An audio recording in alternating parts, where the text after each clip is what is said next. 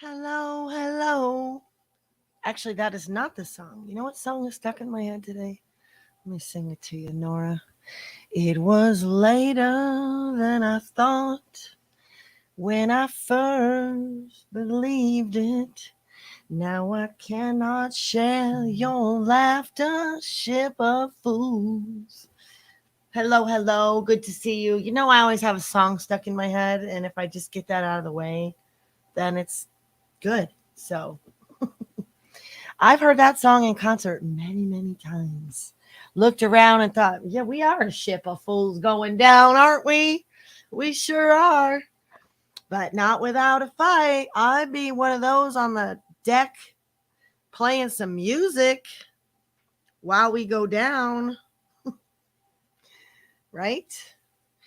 Hello, everybody. My name is Deanna, and I'm usually streaming out of Humboldt County, about Humboldt County, to Humboldt County, and anyone else who cares.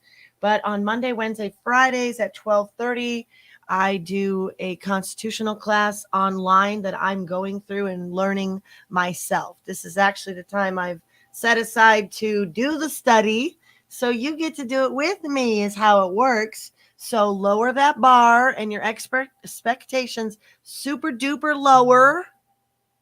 Okay, super duper lower, because I'm just sharing with you my study time basically.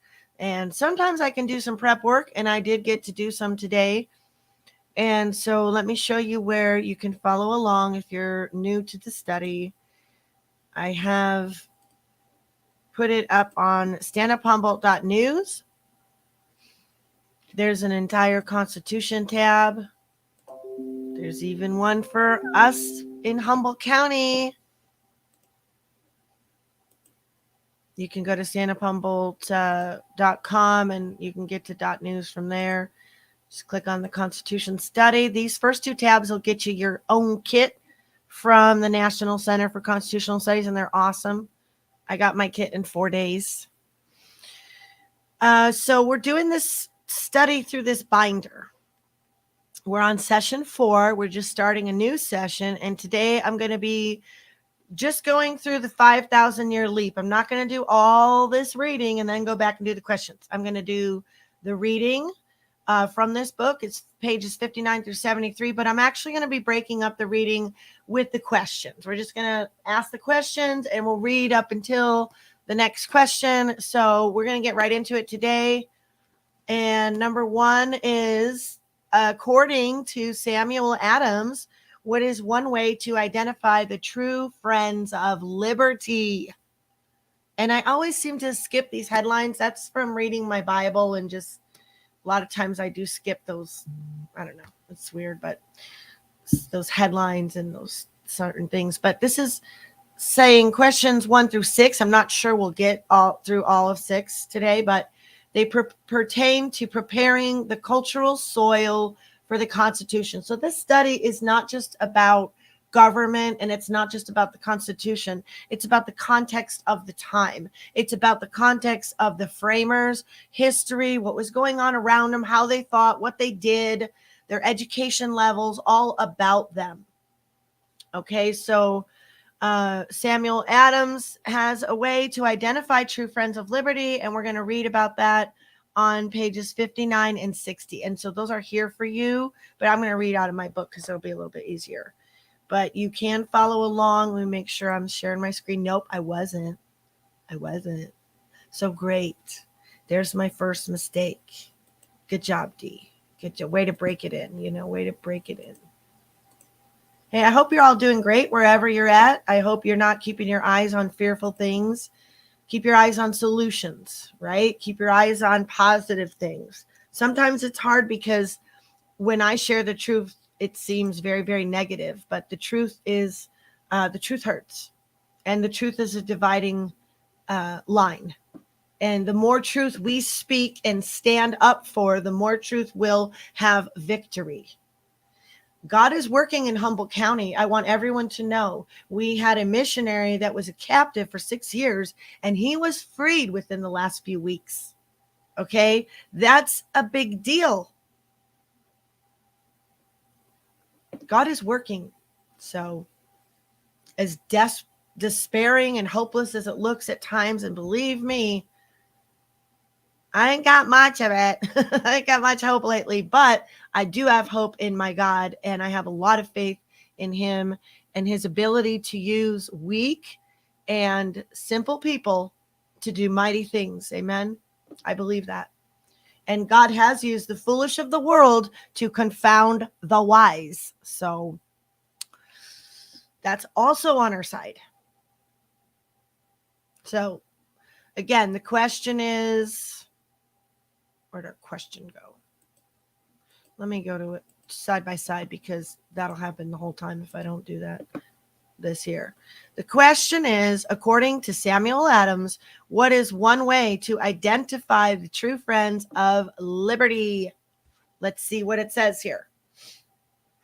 But we're starting with a Bible verse on the left from Exodus. Thou shalt provide out of all the people able men, such as fear God, men of truth, hating covetousness, unjust gain, and place such over them to be rulers. Okay, the most promising method of securing a virtuous and morally stable people is to elect virtuous leaders. Samuel Adams pointed out a sobering fact concerning our political survival as a free people when he said, but neither the wisest constitution nor the wisest laws will secure the liberty and happiness of a people whose manners are universally corrupt. He therefore is the truest friend to the liberty of his country, who tries most to promote its virtue, and who, so far as his power and influence extend, will not suffer a man to be chosen into any office of power and trust who is not a wise and virtuous man. That's the heart of what Samuel Adams was saying. The truest friend to liberty of his country is one who tries to promote its virtue. Right?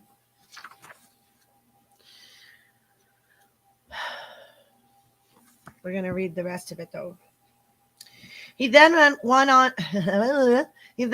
to say that public officials should not be chosen if they are lacking in experience, training, proven virtue, and demonstrated wisdom. He said the task of electorate is to choose those whose fidelity has been tried in the nicest and tenderest manner and has been ever firm and unshaken. A favorite scripture of the day was Proverbs 29:2, which says, when the righteous are in authority, the people rejoice, but when the wicked bear rule, the people mourn. I like this title. In the absence of angels. The founders recognized human nature for what it is, a mixture of good and evil. They reasoned that if people are to govern themselves and have the best possible government, then a political process should be developed through which the wisest, the most experienced, and the most virtuous can be precipitated to the surface and elected to public office. Actually, mankind has no sensible option. As Madison said, if men were angels, no government would be necessary. If angels were to govern men, neither external nor internal controls on government would be necessary. Unfortunately, that utopian dream will never possibly be in view of the obvious limitations of human nature. The next best thing is to take the most promising element in society and draft them into public service.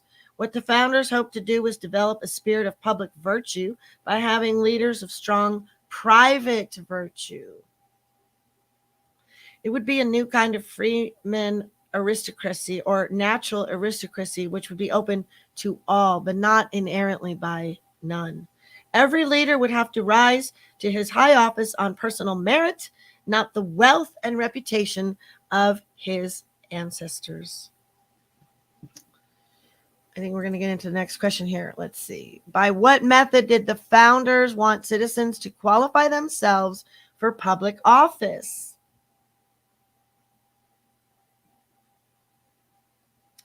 And that's right into Jefferson's natural aristocracy. Thomas Jefferson typified the founders' philosophy of social responsibility. They strongly believed that the best citizens should accept major roles in public life. They believed, what? Not criminals? Wait a minute. Let me reread that. They strongly believed that the best citizens should accept major roles in public life.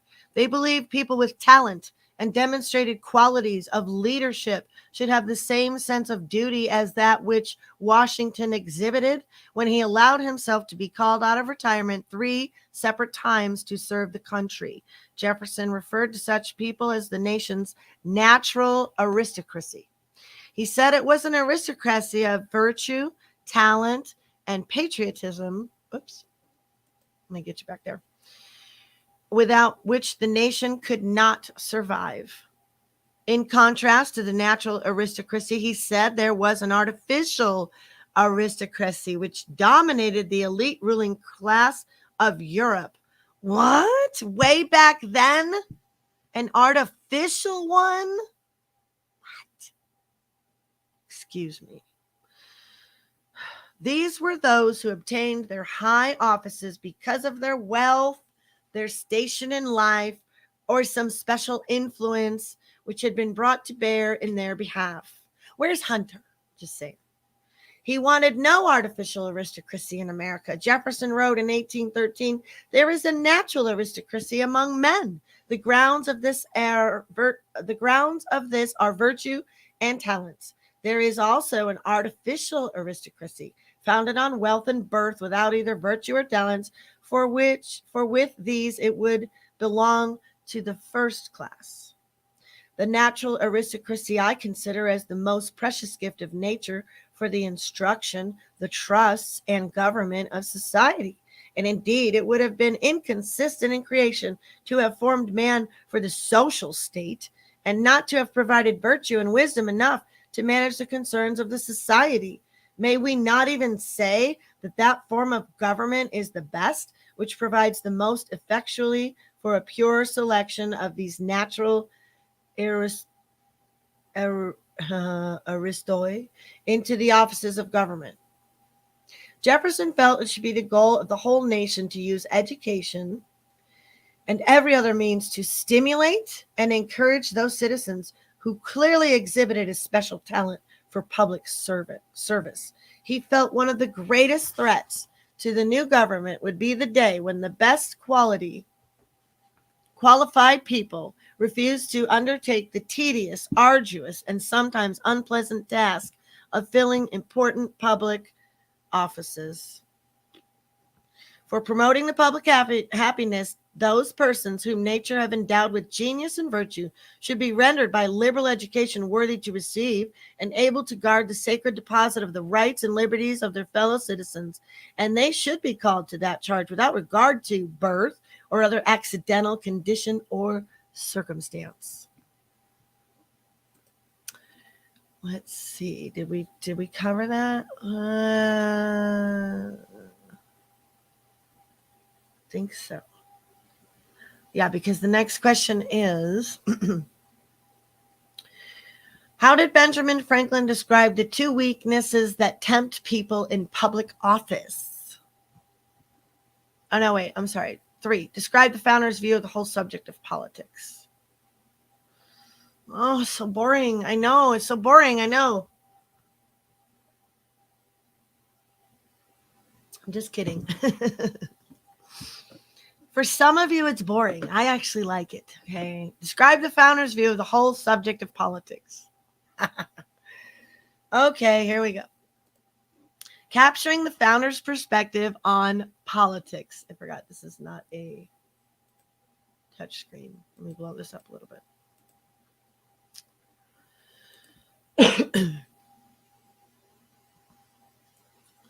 The natural tendency of nearly all people is to encourage others to run for office, but not get involved themselves.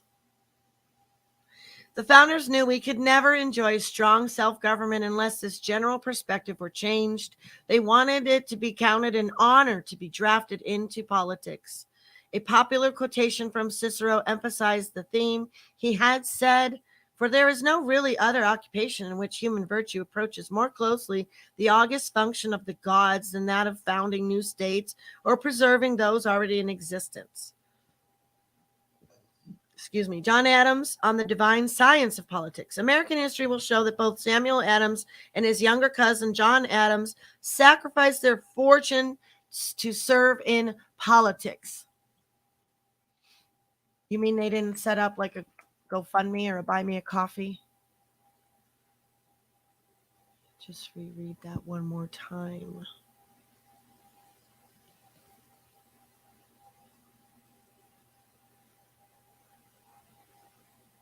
Just reread that one more time. John Adams and Samuel Adams sacrificed their fortunes to serve in politics. They both considered politics to be a divine science. I do too. John Adams had this to say about the high calling of a servant of the people in politics. Politics are the divine science, after all. How is it possible that any man should ever think of making it subservient to his own little passions and mean private interests? Ye base-born sons of fallen Adam, is the end of politics a fortune, a family, a gilded coach, a train of horses, and a troop of livery servants, balls at court, splendid dinners and suppers? Yet the divine science of politics is at length in Europe reduced to a mechanical system composed of these materials. How is it even possible that any man should ever think of making it subservient to his own little passions and mean private interests? Wow. Some might feel inclined to smile at such puritanical ideology in a practical politician such as John Adams, but he has a ready answer for this skeptic. Said he, what is to become of an independent statesman? One who will bow the knee to no idol, who will worship nothing as a divinity but truth, virtue, and his country. I will tell you, he will be regarded more by posterity than those who worship hounds and horses. And although he will not make his own fortune, he will make the fortunate of his country. Preparation for service in politics. John Adams, like so many other founders, laid great stress on the importance of broad, in-depth preparation for a career in public service. Early in his professional life, John Adams wrote to his wife explaining what he felt he must do to prepare himself for leadership in the divine science of politics. He wrote, "The science of government is my duty to study, more than all other sciences, the arts of legislation and administration and negotiation, not to take place of, indeed, to exclude in all manner all other arts. I must study politics and war, that my sons may have liberty to study mathematics and philosophy. My sons ought to study mathematics and philosophy, geography, natural history, and naval architecture, navigation, commerce, and agriculture in order to give their children a right to study painting, poetry, music, architecture, statuary, tapestry, and porcelain." John Adams was never very popular as an individual, but the people knew he could be trusted. He was elected over and over again, finally becoming the president of the United States. Years later, he wrote, "I do not curse the day when I engage in public affairs. I cannot repent of anything I ever did conscientiously and from a sense of duty. I never engage in public affairs for my own interest, pleasure, envy, jealousy, avarice, or ambition, or even the desire of fame. If any of these had been my motive, my conduct would have been very different. In every considerable transaction of my public life, I have invariably acted according to my best judgment, and I can look up to God for the sincerity of my intentions." Well done, good man. If one is astonished by the level of idealism which founders such as Adams and Jefferson attached to the role of political public service, it cannot be more surprising than the supreme desire they expressed to prevent those offices from becoming monetary attractions. Benjamin Franklin remonstrated both in Europe and America against extravagant compensation for positions of public service.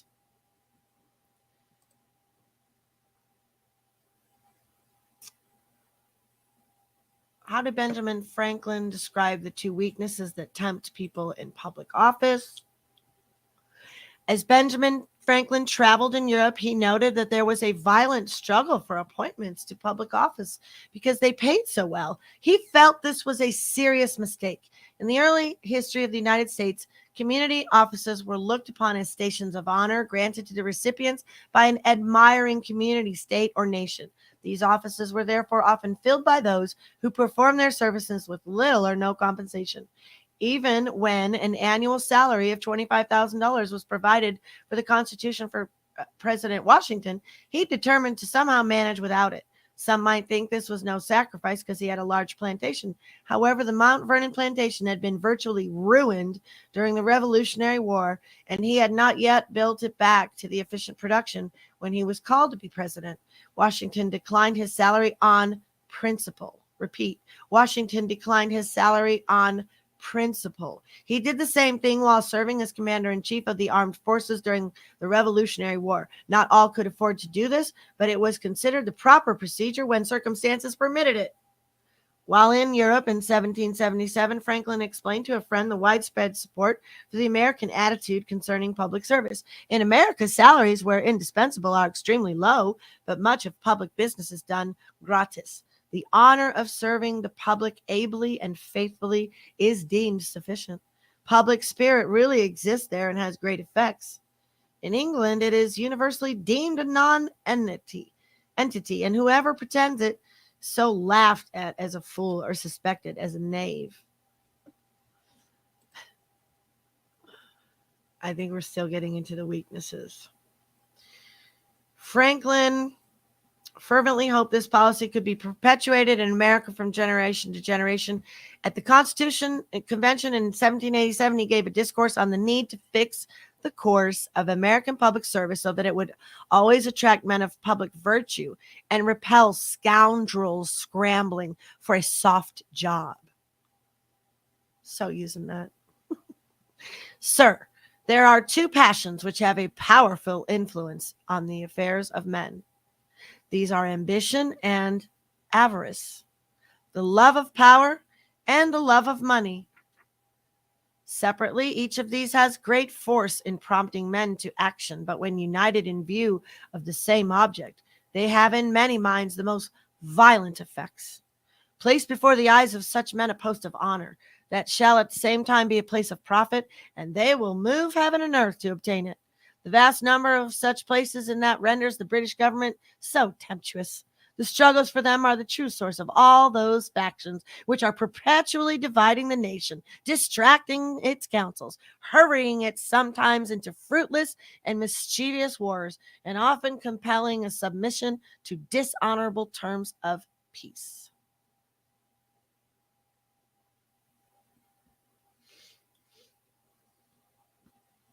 Ambition and avarice, the love of power and the love of money were the two weaknesses, I should say. What did Franklin prophesy would most likely happen to public officials over time? His prophecy is coming up here. Let's read this part first, though. Haggling for high salaried public offices was repugnant to the founders. Franklin had seen enough of the world to make a general observation to the Constitutional Convention, which the members could not help but hear with deep respect. The men at the convention were there at great personal sacrifice, some, like Madison, on borrowed money. Franklin warned that high salaries for government offices are the best way to attract scoundrels and drive from the halls of public office those men who possess true merit and virtue. He asked, and of what kind of men that will strive for this profitable preeminence through all the bustle of cabal, the heat of contention, the infinite mutual abuse of parties, tearing to pieces the best of characters? It will not be the wise and moderate, the lovers of peace and good order, the men fittest for the trust. It will be the bold and the violent, the men of strong passions and indefatigable activity in their selfish pursuits. These will thrust themselves into your government and be your rulers. And these, too, will be mistaken in the expected happiness of their situation, for their vanquished competitors of the same spirit and from the same motives will perpetually be endeavoring to distress their administration, thwart their measures, and render them odious to the people. Peering down through the corridor of time, Franklin proclaimed his prophetic judgment as to what could be expected if its future generations of Americans permitted the lure of high salaries to be associated with public offices. Here are the remarkably profound insights from the sage of Philadelphia to the members of the Constitutional Convention. Sir, though we may set out in the beginning with moderate salaries, we shall find that such will not be of long continuance. Reason will never be wanting for proposed augmentations, and there will always be a party for giving more to the rulers, that the rulers may be able in return to give more to them. Hence, as all history informs us, there has been in every state and kingdom a constant kind of warfare between the governing and the governed, the one striving to obtain more for its support, and the other to pay less. Why is this so not bright? So light. And this has alone occasioned great convulsions, actual civil wars, ending either in dethroning of the princes or enslaving of the people. Generally, indeed, the ruling power carries its point, and we see the revenues of princes constantly increasing, and we see that they are never satisfied, but always in want of more. The more the people are discontented with the oppression of taxes, the greater need the prince has of money to distribute among his partisans and pay the troops that are to suppress all resistance and enable him to plunder at pleasure. Franklin foresaw the possibility of profit in public office becoming the means by which an American monarchy could eventually arise. Not called a monarchy, of course, but an executive with monarchical powers. Let me see what the next question says. Describe the founder's efforts to prevent public offices from becoming monetary attractions. Prelude to monarchy.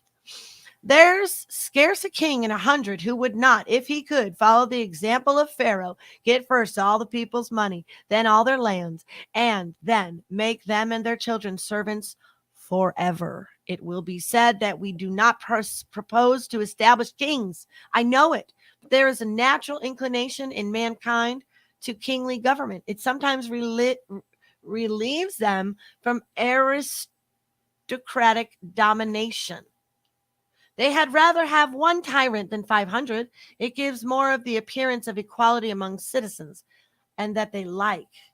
I am apprehensive, therefore, perhaps too apprehensive, that the government of these states may in future times end in a monarchy. But this catastrophe, I think, may be long delayed if in our proposed system we do not sow the seeds of contention, faction, and tumult by making our posts of honor places of profit. If we do, I fear that though we employ at first a number and not a single person, the number will in time be set aside. It will only nourish the fetus of a king, as the honorable gentleman from Virginia very aptly expressed it, and a king will the sooner be set over us.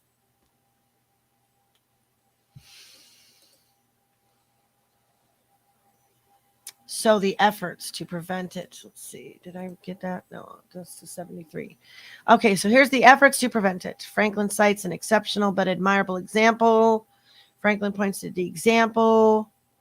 Most notable. So he's pointing to examples. It may be imagined by some that this is a utopian idea about an admiral example in England. I conceive this to be a mistake. Some existing facts present themselves to me, which incline me to a contrary opinion. The high sheriff of a county in England is an honorable office, but it is not a profitable one. It is rather expensive and therefore not sought for. But yet it is executed and well executed, and usually by some of the principal gentlemen of the county. I only bring this instance to show that the pleasure of doing such good and serving their country and respect such conduct entitles them to are sufficient motives with some minds to give a great portion of their time to the public without the mean inducement of pecuniary satisfaction. Pecuniary. And then he points to George Washington's example.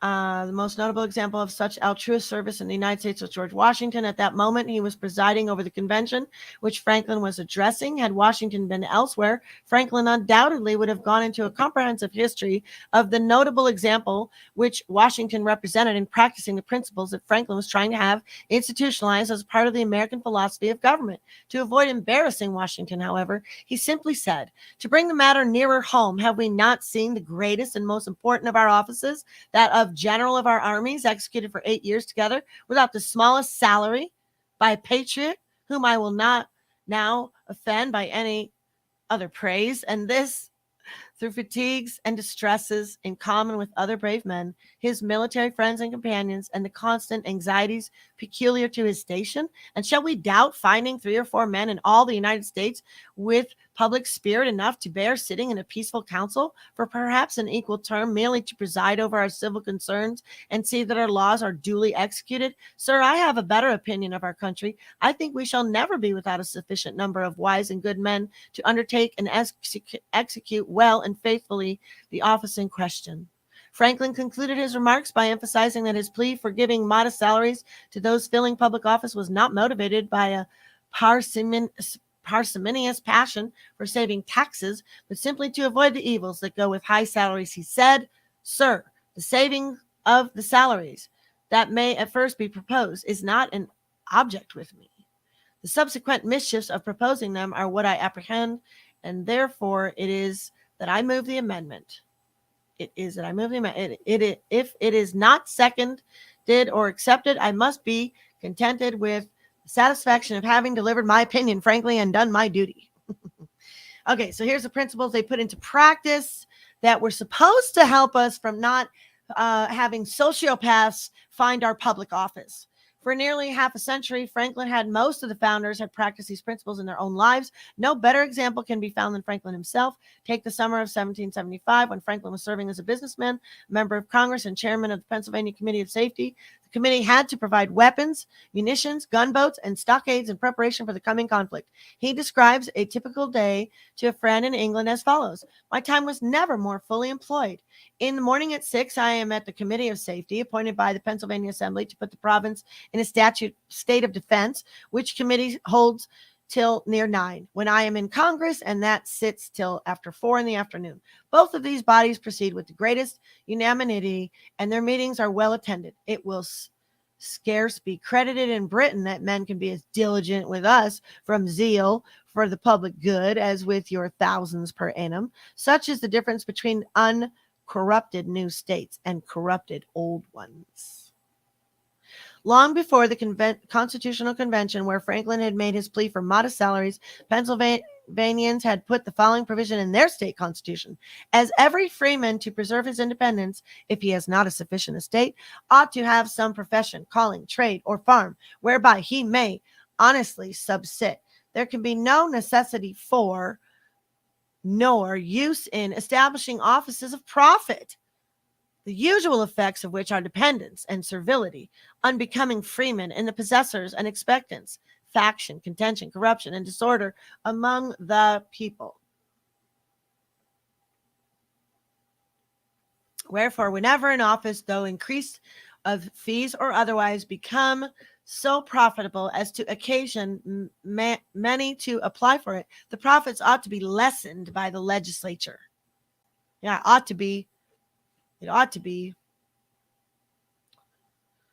The formula for producing leaders of character and virtue.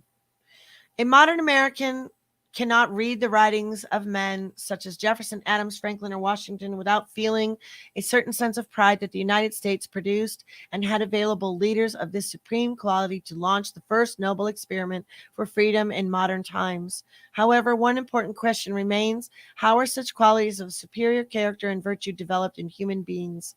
The answer will be found in the writings of the founders themselves. As we shall see in the numerous quotations appearing in the following pages, the beliefs of the founders were based on careful study. They had also been carefully taught in their respective churches, families, schools, or elsewhere. They had been allowed to acquire a comprehensive system of strong, basic beliefs. Throughout their writings and speeches, the founders project themselves as positive believers in a broad spectrum of fundamental precepts, which they called self-evident truths. These beliefs are remarkable in and of themselves, but the fact that they all seem to have shared them in common is even more remarkable. They were all on the same page.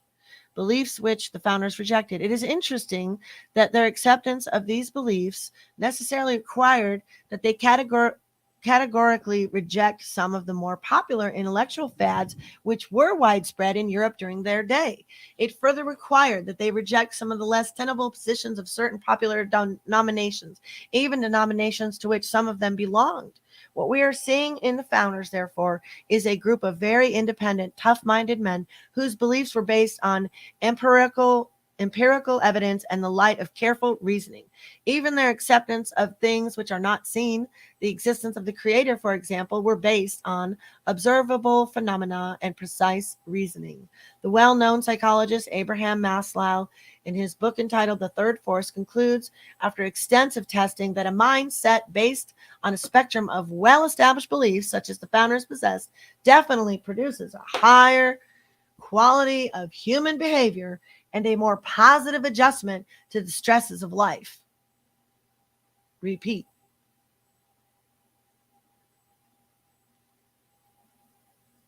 I'm sorry. A mindset based on a spectrum of well-established beliefs definitely produces a higher quality of human behavior and a more positive adjustment to the stresses of life. No doubt Cicero would respond to such conclusion with the observation that these results should have been expected. Beliefs based on reason and self-evident truth bring a human being into harmony with natural law and the eternal realities of the cosmic universe. So, there you go. I got a quick, well, look at you all got in here. Hey, NC Debs. Hey, Camo. Hey, Benjamin. How are you all, beautiful people? Mama T, mwah, I love you. I got a little meme to share with you that really just puts it into perspective for me as far as, when you're a libertarian, you believe all things are lawful, right? But not necessarily all things are not expedient. That's the spiritual side. They're both spiritual. That's from the Bible. All things are lawful, not all things are expedient. But where is that boundary, right? And what we have going in the community, where we have people with very aggressive behavior that want to do unlawful things around other people's children. And it's like, at some point you cannot just get so lost in your own private little lives, that you lose perspective on your own boundaries with other human beings. So there's this meme out there and it's showing a pie. And I know some of you guys have seen this, but I just thought, this is why it's so important to me to know my Constitution right now, because so many things are getting sewed up in my mind, and so many, dots are getting connected and things like that. And this is about government's limitations. This is not about learning your rights. It's about learning their limitations and our obligations to go and inform them of their limitations. They are not to rule over us. But if we're absent, what would we expect? If we're not showing up. And we learned that early on in the study. Government said, if you're not going to do it, if the private sector is not going to do it, we're going to do it. Then we'll deal with this. And they have, cradle to grave, taken care of human beings to the point where, are they going to, to what degree are they going to continue to obey this government? You are to obey God over government. If you are a Christian, you are not obligated to obey an unlawful law. Matter of fact, you're demanded, you're commanded to obey God above all others. We are not this government subjects. If you're an American, you are the government. It is your responsibility to know the politics, the laws of your county, and to hold your representatives accountable. And when they don't listen to you, you file an affidavit. You don't need a lawyer. That's not how we haven't read about lawyers coming to save people yet. Where's my picture? I wanted to show you. Oh my gosh, my little Friday booty. Well, I know it's on Facebook. I was looking through my photos, whatever. Go to Facebook. And then I'm getting off of here because what's it? Wednesday. Man, you guys, the sun is out. I want to go down in the workshop. I got a lot of things I'm trying to get launched right now with the PMA, with my private business. In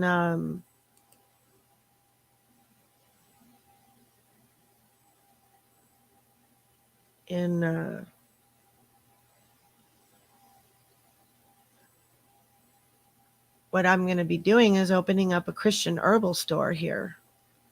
Every herbal shop here is new agey and pagan. I'm not a new agey pagan, but I know a lot of Christian girls that are into herbs, and I'll be offering foraging walks and custom blends, medicine, all kinds of cool stuff. Sauna use, hot tub use. I'm just working around them. I'm not going to focus on their baloney too much because it's exhausting. And I don't want to give them the attention that they're dying for. It's just like they keep poking at us and keep poking at us and pushing us and pushing us. All they're doing is red flagging their dumbass selves. That's all you're doing is red flagging. You who are out and openly pushing, all age drag shows in Humboldt County that are in positions of leadership, you are mandated reporters. You will be held accountable. You will be held accountable. Mark my words. So this is how this freedom's boundary stuff works here. This is how this freedom boundaries stuff works here. Let me show you. And I'm going to get off here. So if Devil Dog is here, you better say hi to me because I'm going to be bouncing like that, dude.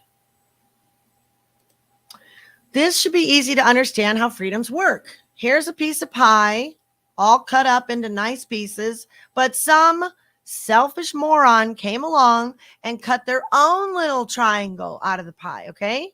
He took his part, but it affected others negatively. He exercises freedom, but with an injustice to others. Freedoms can't be exercised as every individual wants without looking at injustices to others. Justice disappears when you harm others. An example of bad exercise of individual freedom. We have laws for a reason. You are not allowed to do unlawful things. When people are doing unlawful things in our and your community, it is our responsibility to call them out and to serve them with the proper remedies.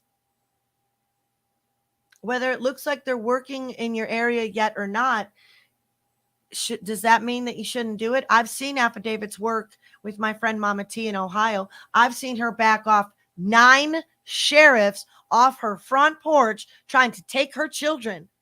An affidavit that is a universal affidavit to deal with those criminals at CPS from Jim Jordan. Why you think Ohio is under attack? Jim Jordan is one of the few good people in Congress. We have like 6 of them that aren't dirty. And he's fighting for us. He's fighting for the kids. One of his biggest fights is CPS. Affidavits do work. Do they work in every area where you have a crooked, dirty sheriff? Nope. Probably not yet.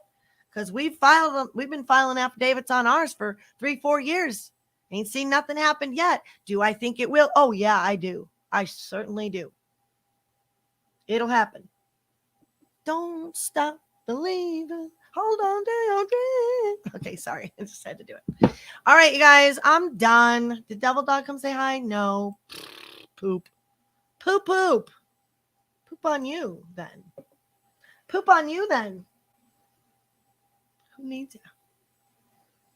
What are you guys doing today? I hope you get out and enjoy the fresh spring weather wherever you're at. The sun is out here in Humboldt. It's kind of off and on. I can't wait to get out there and just,